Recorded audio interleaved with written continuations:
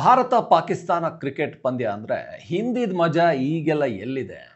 ಹಿಂದೆಲ್ಲ ಶೋಯಬ್ ಅಖ್ತರು, ವಾಸಿಂ ಅಕ್ರಮ್ ಎಂತೆಂಥ ಬೌಲರ್ಗಳು, ಇನ್ನೊಂದು ಕಡೆ ವೀರೇಂದ್ರ ಸೆಹ್ವಾಗ್, ಸಚಿನ್ ತೆಂಡೂಲ್ಕರ್ ಎಂತೆಂಥ ಬ್ಯಾಟ್ಸ್ಮನ್ಗಳು.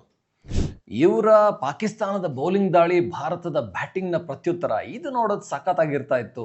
ಈ ನಡುವೆ ಅಂಥ ಮಜಾ ಎಲ್ಲ. ಪಾಕಿಸ್ತಾನ ಕಡೆ ಬೌಲರ್ಸೇ ಇಲ್ಲ. ಯಾರಂತ 150 160 ಬೌಲ್ ಮಾಡೋರು ಯಾರಿದ್ದಾರೆ? ಈ ಥರದ್ದೆಲ್ಲ ಅನ್ನಿಸ್ತಾ ಇತ್ತು. ಸಾಮಾನ್ಯವಾಗಿ ಜನರಿಗೇನೆ ಭಾರತ ಪಾಕಿಸ್ತಾನ್ ಮ್ಯಾಚ್ನ ತೀವ್ರತೆ ಹೊರಟೋಗಿತ್ತು. ಸೆಪ್ಟೆಂಬರ್ 21ರಲ್ಲಿ ನಡೀತಾ ಇರುವಂಥ ಈ ಪಂದ್ಯದ, ಏಷ್ಯಾ ಕಪ್ನ ಭಾರತ ಪಾಕಿಸ್ತಾನ್ ಪಂದ್ಯದ ತೀವ್ರತೆನೇ ಬೇರೆ ಇದೆ. ಅದಕ್ಕೊಂಥರ ಮಜಾ ಬಂದಿದೆ. ನಿಜವಾಗ್ಲೂ ಭಾರತೀಯರು ಯಾವಾಗ ಪಹಲ್ಗಾಮ್ ಮೇಲೆ ಪಾಕಿಸ್ತಾನದ ಪ್ರೇರಿತ ಭಯೋತ್ಪಾದಕರು ದಾಳಿ ಮಾಡಿದ್ರೋ, ಅದಾದ ಮೇಲೆ ಪಾಕಿಸ್ತಾನದ ಜೊತೆಗೆ ಯಾವ ಸಂಬಂಧನೂ ಇರಬಾರ್ದು. ಪಾಕಿಸ್ತಾನ ಭಾರತ ಯಾವತ್ತಿಗೂ ವ್ಯಾಪಾರ, ವ್ಯವಹಾರ, ಕ್ರೀಡೆ ಎಲ್ಲದರಲ್ಲೂ ದೂರ ದೂರ ಇದ್ದು ಬಿಡಬೇಕು ಅಂತ ಪಾಕಿಸ್ತಾನಿಯರು ಭಾರತಕ್ಕೆ ಬರೋದು ಬೇಡ, ಭಾರತದವರು ಪಾಕಿಸ್ತಾನಕ್ಕೆ ಹೋಗೋದು ಬೇಡ ಅಂತ ನಿರ್ಧಾರ ಮಾಡಿದರು. ಆದರೆ ಭಾರತದಿಂದ ಹೊರಗಾಗ್ತಾ ಇರುವಂಥ ಟೂರ್ನಿ ಇದಲ್ವಾ, ಇಲ್ಲಿ ಪಾಕಿಸ್ತಾನನ ಬಗ್ಗು ಬಡಿಯೋಣ ಅಂತ ಓಕೆ ಮಾಡಿದರು. ಅದನ್ನು ಭಾರತೀಯರು ಒಪ್ಪಲಿಲ್ಲ. ಅಂದರೆ ಭಾರತೀಯರು ಬಹುತೇಕ ಇದನ್ನು ವಿರೋಧ ಮಾಡಿದರು. ಆದರೆ ಮೊದಲ ಪಂದ್ಯ ಆದಮೇಲೆ ಯಾರ್ಯಾರೆಲ್ಲ ವಿರೋಧ ಮಾಡಿದ್ರು ಅದರಲ್ಲಿ ಒಂದಷ್ಟು ಜನರು ಕನ್ವಿನ್ಸ್ ಆದರು. ಇಲ್ಲ, ಭಾರತ ಉತ್ತರ ಸಖತ್ತಾಗಿ ಕೊಟ್ಟಿದೆ. ಪಾಕಿಸ್ತಾನದ ಜೊತೆಗೆ ನಾವು ಆಟ ಆಡ್ತೀವಿ, ಆದರೆ ಯಾವ ಸಂಬಂಧಗಳು ಇಲ್ಲದೆ ಆಟ ಆಡ್ತೀವಿ. ಪಾಕಿಸ್ತಾನದ ಜೊತೆಗೆ ಒಂದು ಹ್ಯಾಂಡ್ ಶೇಕ್ ಕೂಡ ಮಾಡೋದಿಲ್ಲ, ಅವ್ರ ಕಡೆ ಮುಖ ಕೂಡ ನೋಡೋದಿಲ್ಲ, ಅವ್ರನ್ನ ನೋಡಿ ನಗೋದಿಲ್ಲ. ಅವ್ರಿಗೂ ನಮಗೂ ಸಂಬಂಧ ಇಲ್ಲ. ಅವರೇನಿದ್ರು ನಮ್ಮ ಎದುರಾಳಿ ಅಷ್ಟೇ. ಅದನ್ನು ಸೋಲ್ಸೋದಕ್ಕೇನೆ ನಾವು ಆಡ್ತೀವಿ ಅಂತ ಅದನ್ನು ಫಸ್ಟ್ ಮ್ಯಾಚಲ್ಲಿ ಪ್ರೂವ್ ಮಾಡಿದ ಮೇಲೆ ಪಾಕಿಸ್ತಾನ ಏನು ಹರ್ಕೊಂಡಿದ್ದೆ ಅದೇ ಹೇಳ್ತಾರಲ್ಲ, ಹರ್ಕೊಂಡಿದ್ದು ಪಾಕಿಸ್ತಾನ ಏನು ಹರ್ಕೊಂಡ್ರು. UAE ಮೇಲಿನ ಮ್ಯಾಚ್ ಆಡಲೇಬೇಕಾಗಿತ್ತು. 140 ಕೋಟಿ ಫೈನ್ ಕಟ್ಟುವಂಥ ಪರಿಸ್ಥಿತಿ. ಆಡಲಿಲ್ಲ ಅಂದರೆ ಫೈನ್ ಕಟ್ಟಿ ಅಂತ ICC ಹೇಳುತ್ತೆ. ಹಾಗಾಗಿ ಪಾಕಿಸ್ತಾನದವರು ಬಾಲ ಮುದ್ರಕೊಂಡು ಗ್ರೌಂಡಿಗೆ ಇಳಿದ್ರು, ಆಟ ಆಡಿದರು. ಈಗ ಭಾರತದ ಮೇಲೆ ಆಡಬೇಕಲ್ಲ, ಈ ಮ್ಯಾಚ್ ಮಜಾ ಇರೋದು. ಹಾಗಂತ ಭಾರತ ಏನು ಪಾಕಿಸ್ತಾನನ ಡಾಮಿನೇಟ್ ಮಾಡಿ ಗೆದ್ದೇ ಬಿಡುತ್ತೆ ಅಂತ ನಾವು ಹೇಳಲ್ಲ. ಹಾಗಂತ ಭಾರತ ಪಾಕಿಸ್ತಾನದ ವಿರುದ್ಧ ಯಾವ ರೀತಿಯಲ್ಲೂ ಸೋಲುವಂಥ ಟೀಮ್ ಅಂತೂ ಅಲ್ವೇ ಅಲ್ಲ. ಭಾರತೀಯರು ಈಗ ಪದೇ ಪದೇ ಅವಮಾನ ಮಾಡಬೇಕು ಅಂತಲೇ ಪಾಕಿಸ್ತಾನದ ಮೇಲೆ ಆಡಬೇಕು ಅಂತ ಭಾರತೀಯರು ಬಯಸ್ತಾ ಇದ್ದಾರೆ. ಯಾಕಂದರೆ ಪಾಕಿಸ್ತಾನ ಜಟ್ಟಿ ಮಣ್ಣಿಗೆ ಬಿದ್ದರು, ಅಂದರೆ ನೆಲಕ್ಕೆ ಬಿದ್ದರು ಮೀಸೆ ಮಣ್ಣಾಗಲಿಲ್ಲ ಅನ್ನೋ ಥರ ಪಾಕಿಸ್ತಾನದವರು ನಮಗೇನು ಆಗಿಲ್ಲ, ನಾವು ಭಾರತನ ಸೋಲಿಸ್ತೀವಿ ಅಂತ ಹೇಳ್ತಾ ಇದ್ದಾರೆ. ಪಾಕಿಸ್ತಾನ ಟೀಮ್ ಯಾವ ರೀತಿಯಲ್ಲಿ ಭಾರತಕ್ಕೆ ಸಮನಾಗಿದೆ ಹೇಳಿ ನೋಡೋಣ. ಒಬ್ಬ ಸ್ಟಾರ್ ಪ್ಲೇಯರ್ ಇಲ್ಲ. ಸ್ಟಾರ್ ಪ್ಲೇಯರ್ ಅಂದರೆ ಯಾವ ಸಂದರ್ಭದಲ್ಲಿ ಬೇಕಾದರೂ ಟೀಮನ್ನು ಏಕಾಂಗಿಯಾಗಿ ಗೆಲ್ಲಿಸಬಲ್ಲಂಥ ಪ್ಲೇಯರ್. ಅಂಥ ಪ್ಲೇಯರ್ ಯಾರಿದ್ದಾರೆ?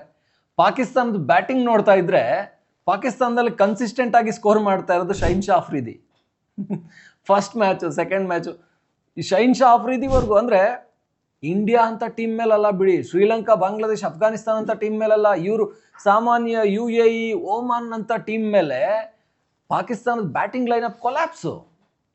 ಪಾಕಿಸ್ತಾನದ ಈ ಟೇಲೆಂಡರ್ಸ್ ಇದ್ದಾರಲ್ಲ, ಅವರು ಆಡ್ತಾ ಇದ್ದಾರೆ.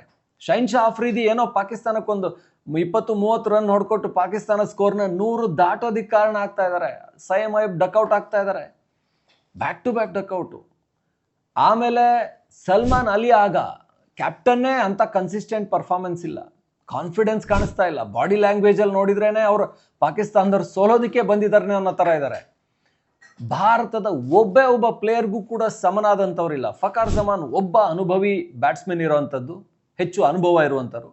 ಇನ್ನು ಬೌಲಿಂಗಲ್ಲಿ ಸಹಜವಾಗಿ ಶಹೀನ್ ಶಾ ಅಫ್ರಿದಿ ಇದ್ದಾರೆ, ಮೊಹಮ್ಮದ್ ನವಾಜ್, ಹ್ಯಾರಿಸ್ ರೌಫ್ ಸ್ವಲ್ಪ ಅನುಭವ ಇರೋವಂಥವ್ರು ಕಾಣಿಸ್ತಾರೆ. ಆದರೆ ಇವರೆಲ್ಲ ಭಾರತದ ಬ್ಯಾಟಿಂಗ್ ಲೈನಪ್ಗೆ ಯಾವತ್ತಿಗೂ ಕೂಡ ಸರಿಸಾಟಿಯಲ್ಲ ಅನ್ನೋ ರೀತಿ ಇದ್ದಾರೆ. ಎಷ್ಟು ಕಾನ್ಫಿಡೆಂಟಾಗಿ ಭಾರತದವರು ಬ್ಯಾಟ್ ಮಾಡ್ತಾರೆ ಅಂದರೆ ಫಿಯರ್ಲೆಸ್ ಅಪ್ರೋಚು. ಪಾಕಿಸ್ತಾನ ಅಂತಲ್ಲ, ಯಾವುದೇ ಟೀಮ್ ಮೇಲೆ ಕೂಡ ಭಾರತ ಫಿಯರ್ಲೆಸ್ ಅಪ್ರೋಚ್. ಎಷ್ಟೊಂದು ಚೆನ್ನಾಗಿ ಗ್ರೌಂಡಿಗೆ ಇಳಿದ್ರೆ ಭಾರತೀಯರ ಆ ಒಂದು ಬಾಡಿ ಲ್ಯಾಂಗ್ವೇಜ್ ಹೆಂಗಿರುತ್ತೆ, ಸೊ ಅದನ್ನು ನೋಡಿದ್ರೇನೆ ಭಾರತ ಆರಾಮಾಗಿ ಗೆಲ್ಲುತ್ತೆ ಅನ್ನೋ ಥರ ಇರುತ್ತೆ. ಇನ್ನು ಪಾಕಿಸ್ತಾನದ ಮೇಲಂತೂ ಭಾರತದ ಅಪ್ರೋಚೇ ಬೇರೆ ರೀತಿ ಇದೆ. ಹಾಗಾಗಿ ಸೆಪ್ಟೆಂಬರ್ 21ಕ್ಕೆ ಪಾಕಿಸ್ತಾನ ಮತ್ತೊಂದು ಸರಿ ಅವಮಾನ ಮಾಡಿಸ್ಕೊಳ್ಳುತ್ತಾ ಗೆದ್ದೇ ಬಿಡುತ್ತೆ ಅಂತ ಈಗ ಹೇಳೋಕ್ಕಾಗಲ್ಲ. ಆದರೆ ಭಾರತಕ್ಕೆ ಹೇಗಾದರೂ ಮಾಡಿ ಚಳ್ಳೆ ಹಣ್ಣು ತಿನ್ನಿಸ್ಬೇಕು, ಹೇಗಾದರೂ ಮಾಡಿ ಸೋಲಿಸ್ಬೇಕು ಅಂತ ಕಾಯ್ತಾ ಇರುವಂಥ ಪಾಕಿಸ್ತಾನ ಆಲ್ರೆಡಿ ಮೆಂಟಲಿ ಸೋತೋಗ್ಬಿಟ್ಟಿದ್ದಾರೆ. ಈಗಾಗಲೇ ಲೆಟ್ರ್ ಬರೆದ್ರು ICCಗೆ ನಮಗೆ ಆ ರೆಫ್ರಿನ ತೆಗೆದಾಕ್ಬೇಕು ನೀವು ಅಂತ. ನೋಡಿದರೆ ರೆಫ್ರಿ ತೆಗೆದಾಕೋಕೆ ICC ಓಕೆ ಮಾಡಲೇ ಇಲ್ಲ. ಅಲ್ಲಿ ರೂಲ್ಸ್ ಯಾವುದು ಕೂಡ ರೆಫ್ರಿ ತಗೊಂಡು ನಿರ್ಧಾರಕ್ಕೆ ವಿರುದ್ಧವಾಗೇ ಇಲ್ಲ. ಇನ್ನೇಗೆ ತೆಗಿತಾರೆ? ಸೊ ರೆಫ್ರಿ ಕಂಟಿನ್ಯೂ ಆದರು. UAE ಮ್ಯಾಚಲ್ಲಿ ರೆಫ್ರಿ ಪಾಕಿಸ್ತಾನದ ಪಂದ್ಯನ ಅವರೇ ರೆಫ್ರಿ ಆಗಿದ್ದಿದ್ದು. ಸೊ ಈಗ ಪಾಕಿಸ್ತಾನಕ್ಕೆ ತನಗಾಗಿರುವಂಥ ಅವಮಾನದಿಂದ ಹೊರಗಡೆ ಬರೋಕ್ಕಿರೋದು ಒಂದೇ ಒಂದು ದಾರಿ, ಭಾರತನ ಸೋಲಿಸೋದು. ಇಲ್ಲ ಅಂದರೆ ಪಾಕಿಸ್ತಾನಿಯರಿಗೆ ಪಾಕಿಸ್ತಾನದವರೇ ಅವ್ರು ಪಾಕಿಸ್ತಾನಕ್ಕೆ ಹೋದರೆ ಅವರೇ ಬೈದು ಮನೆಯಿಂದ ಹೊರಗಡೆ ಹಾಕ್ತಾರೆ. ಹಂಗಿದೆ ಪರಿಸ್ಥಿತಿ. ಇದು ಪಾಕಿಸ್ತಾನದ ಆಟಗಾರರ ಬಗ್ಗೆ ನಾವು ಹೇಳ್ತಾ ಇಲ್ಲ. Game is A game. 11 players ಇರ್ತಾರೆ, ಅವರು ಆಡ್ತಾರೆ, ಇವರು ಆಡ್ತಾರೆ. ಆದರೆ ಪಾಕಿಸ್ತಾನ ಅನ್ನೋ ದೇಶ ಇದೆಯಲ್ಲ, ಅದು ಮಾಡಿಕೊಂಡಂಥ ಪರಿಸ್ಥಿತಿ ಇದೆಯಲ್ಲ, ಅದು ಕ್ಷಮೆಗೆ ಅರ್ಹ ಅಲ್ಲ. ಆ ಕಾರಣಕ್ಕೆ ಪಾಕಿಸ್ತಾನಿ ಪ್ಲೇಯರ್ಸನ್ನು ಕೂಡ ಭಾರತ ದೂರ ಇಟ್ಟಿದೆ. ಸ್ಪಿರಿಟ್ ಆಫ್ ದ ಗೇಮಿಂದನೇ ದೂರ ಇಟ್ಟಿದೆ. ನಿಮಗೆ ಯಾಕ್ರಿ ಸ್ಪಿರಿಟ್ ಆಫ್ ದ ಗೇಮ್ ತೋರಿಸ್ಬೇಕು? ನಾವು ಶೇಕ್ ಹ್ಯಾಂಡ್ ಯಾಕೆ ಮಾಡಬೇಕು? ಸೂರ್ಯಕುಮಾರ್ ಯಾದವ್ ಸ್ಪಷ್ಟವಾಗಿ ಹೇಳಿದರು, ಕೆಲವೊಂದು ವಿಷಯಗಳು ಸ್ಪಿರಿಟ್ ಆಫ್ ದ ಗೇಮ್ಗಿಂತ ನಾವು ಮೇಲ್ ನೋಡ್ತೀವಿ. ಅದು ನಮ್ಮ ಭಾರತೀಯರಿಗೆ ಏನು ಭಾರತೀಯ ಜನರ ಭಾವನೆ, ನಮ್ಮ ದೇಶದ ಸೈನ್ಯ, ನಮ್ಮನ್ನು ಕಾಪಾಡ್ತಿರುವಂಥ ಸೈನಿಕರು, ಅದನ್ನು ನಾವು ಸ್ಪಿರಿಟ್ ಆಫ್ ದ ಗೇಮ್ಗಿಂತ ಮೇಲ್ ನೋಡ್ತೀವಿ. ಹಾಗಾಗಿ ಪಾಕಿಸ್ತಾನ ನಾವು ದೂರ ಇಟ್ಟೆ ಆಡ್ತೀವಿ. ಭಾರತ ಈ ಸೆಪ್ಟೆಂಬರ್ 21 ಪಂದ್ಯ ಇದೆಯಲ್ಲ, ಇದು ಅತ್ಯಂತ ರೋಮಾಂಚಕಾರಿಯಾಗಿರುತ್ತೆ. ಯಾಕೆಂದರೆ ಅಲ್ಲಿ ಕೂಡ ಜಿದ್ದಲ್ಲಿ ಆಡ್ತಾರೆ. ಏನಾದರೂ ಮಾಡಿ ಭಾರತನ ಸೋಲಿಸಬೇಕು ಅಂತ. ಭಾರತನ ಇವತ್ತು ಸೋಲಿಸಲೇಬೇಕು, ಆ ಮೂಲಕ ಉತ್ತರ ಕೊಡಬೇಕು. ಯಾಕೆಂದರೆ ಮೊದಲ ಪಂದ್ಯದಲ್ಲಿ ಇಡೀ ಜಗತ್ತಿನ ಮುಂದೆ ನಮಗೆ ಭಾರತದ ಪ್ಲೇಯರ್ಸ್ ಅವಮಾನ ಮಾಡಿದ್ದಾರೆ, ಭಾರತ ಅವಮಾನ ಮಾಡಿದೆ. ಒಂದು ಶೇಕ್ ಹ್ಯಾಂಡ್ ಕೂಡ ಮಾಡದೇನೆ, ಮ್ಯಾಚ್ ಮುಗಿದ ಮೇಲೆ ಕೂಡ ಅವರು ಹೊರಗಡೆ ಬರದೇನೆ ಪಾಕಿಸ್ತಾನಕ್ಕೆ ಅವಮಾನ ಮಾಡಿದ್ದಾರೆ. ಹಾಗಾಗಿ ನಾವೀಗ ಉತ್ತರ ಕೊಡಬೇಕು ಅಂತ ಅವ್ರು ಅನ್ಕೋತಾರೆ. ಆದರೆ ಭಾರತದ ಬಲಿಷ್ಠ ತಂಡ ಹೆಂಗಿದೆ ಅಂದರೆ, ಯಾವುದೇ ಸಂದರ್ಭದಲ್ಲಿ ಕೂಡ ಪಾಕಿಸ್ತಾನವನ್ನು ಸೋಲಿಸುವಂಥ ತಂಡ ಭಾರತದ್ದು.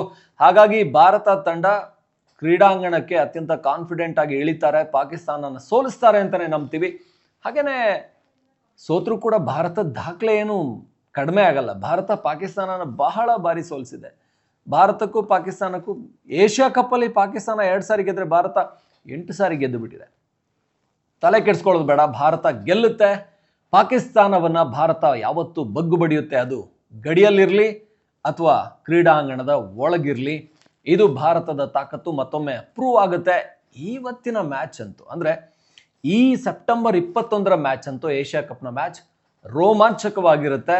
ಯಾಕಂದರೆ ನಿಜವಾದ ಜಿದ್ದಿ ಈ ಸಾರಿ ಇದೆ. ಪಾಕಿಸ್ತಾನಕ್ಕೆ ಭಾರತನ ಹೇಗಾದರೂ ಮಾಡಿ ಬಗ್ಗು ಬಡಿದು ನಮ್ಮ ಮೇಲೆ ಆದಂಥ ಅವಮಾನವನ್ನು ತೀರಿಸ್ಕೋಬೇಕು ಅಂತ ಇದೆ. ಆದರೆ ಭಾರತ ಎಂದಿನಂತೆ ತನ್ನ ಸಹಜ ಗೇಮನ್ನು ಆಡಿ ಪಾಕಿಸ್ತಾನನ ಸೋಲಿಸೋದಕ್ಕೆ ರೆಡಿಯಾಗಿದೆ. ನೋಡೋಣ ಮ್ಯಾಚ್. ನಮ್ಮ ಭಾರತದ 26 ಪೆಹಲ್ಗಾಮ್ನಲ್ಲಿ ಪ್ರಾಣ ಕಳ್ಕೊಂಡಂಥ ಅಮಾಯಕರ ಅವರ ನೋವನ್ನು ಮ್ಯಾಚ್ ಮರೆಸುತ್ತೆ ಅಂತ ಒಂದಷ್ಟು ಜನ ಹೇಳ್ತಾ ಇದ್ರೆ, ಆ ಅನ್ಯಾಯವನ್ನು, ಆ ನೋವನ್ನು ಪಾಕಿಸ್ತಾನವನ್ನು ಸೋಲಿಸೋ ಮೂಲಕ ಮರಿಬೇಕು ಅಂತ ಮತ್ತೊಂದಷ್ಟು ಜನ ಹೇಳ್ತಾ ಇದ್ದಾರೆ. ನೋಡೋಣ, ಆ ನೋವೇ ಬೇರೆ, ಅದಕ್ಕೆ ಬೆಲೆ ಕಟ್ಟಕ್ಕೆ ಸಾಧ್ಯನೇ ಇಲ್ಲ. ಭಾರತದಲ್ಲಿ ಅಮಾಯಕರು ಪ್ರಾಣ ಕಳ್ಕೊಂಡಿದ್ದನ್ನು. ಆದರೆ ಒಂದು ಕ್ರಿಕೆಟ್ ಆಟ ಅಂದರೆ ಈ ವರ್ಲ್ಡ್ ಲೆವೆಲ್ನಲ್ಲಿ, ಇಂಟರ್ನ್ಯಾಷನಲ್ ಲೆವೆಲ್ನಲ್ಲಿ ಯಾವುದೇ ದೇಶದ ಜೊತೆಗೆ ಆಡಬೇಕಾದ್ರೆ ಭಾರತ ಅದನ್ನು ಕ್ರಿಕೆಟ್ ಆಗಿ ಆಡ್ತಾ ಇದೆ.